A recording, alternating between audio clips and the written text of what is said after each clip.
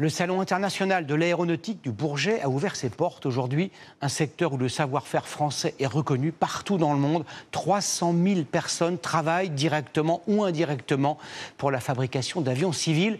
Mais les candidats ne sont pas assez nombreux. C'est le grand format de ce 20h. Il est signé Olivier Santiqui, Axel Charles-Messens et Bruno Chastegnier. Aujourd'hui, sourire de rigueur. Airbus engrange des commandes pour plus de 130 avions au Bourget. Dernier succès d'une longue série. Plus la croissance mondiale monte, plus le trafic aérien monte et plus on a besoin d'avions. Ça, c'est la première chose.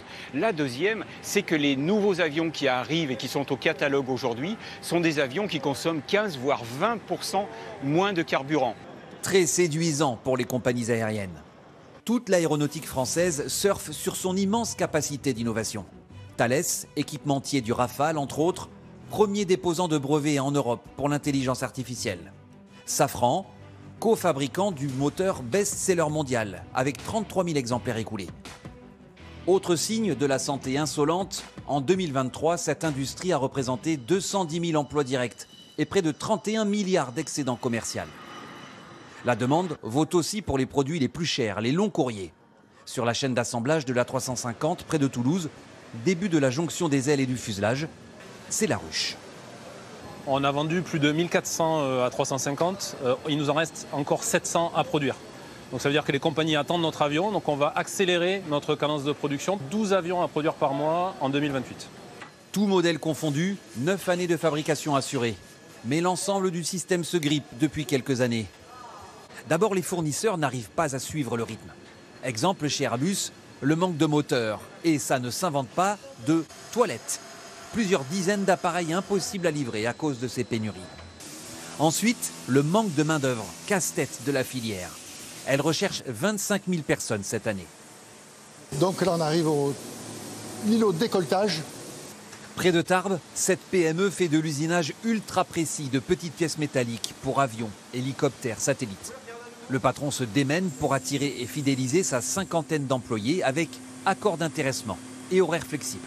On embauche, on forme et on transmet. Et c'est une boucle qu'on fait tous les jours. On en prend 4 pour qu'à la fin, il n'y en ait qu'un seul qui reste.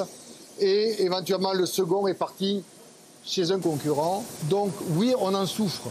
Et les nouveaux embauchés font encore trop d'erreurs. Le stock défectueux grossit. Juste à côté, l'Union des industries de la métallurgie Adour-Pyrénées tente de reconstituer ce vivier avec 600 apprentis. Et comme ce n'est jamais assez, le pôle prévoit d'augmenter ses capacités de formation de 500% dans les 5 prochaines années. Si vous allez voir un patron d'industrie, vous allez voir un responsable de prod, un responsable bureau d'études, et il vous dit « je cherche ». Et puis vous revenez le voir 2 mois après, il vous dit « j'ai trouvé, mais maintenant j'en cherche d'autres ». Donc c'est ça, c'est un peu la course à l'échalote. Course au budget aussi. Champion de l'aviation avec plus de 1200 avions de loisirs et d'affaires vendus, le groupe Daher a centralisé les recherches de l'EcoPulse, un démonstrateur pour tester une motorisation hybride électrique. Beaucoup d'enseignements, 2 pistes prometteuses pour l'avenir, mais l'État a réduit les crédits.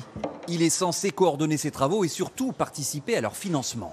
Avec des enveloppes stabilisées autour de 450 millions. Ces enveloppes récemment sont repassées à 280 millions par an. Donc c'est sûr qu'avec moins de budget, on risque de ne pas aller dans une direction parce qu'elle semble trop coûteuse ou trop risquée. Ou alors que l'on va démarrer des travaux, et ça c'est le pire des cas, et donc on est obligé de les arrêter faute de financement alors qu'on est au milieu du gué. Dernier frein important, Airbus ne sera pas prêt à passer à l'hydrogène en 2035, mais en 2040, voire 2045. Pour compenser partiellement ce retard technologique, il faudrait développer les carburants d'aviation durable, 3 à 6 000 usines à construire. Les premiers avions vertueux seront des modèles légers, ceux qui n'ont pas besoin d'une grande quantité de batteries, de toute façon trop lourdes à emporter. Mais même les plus ambitieux n'assureront pas à eux seuls l'avenir du transport aérien.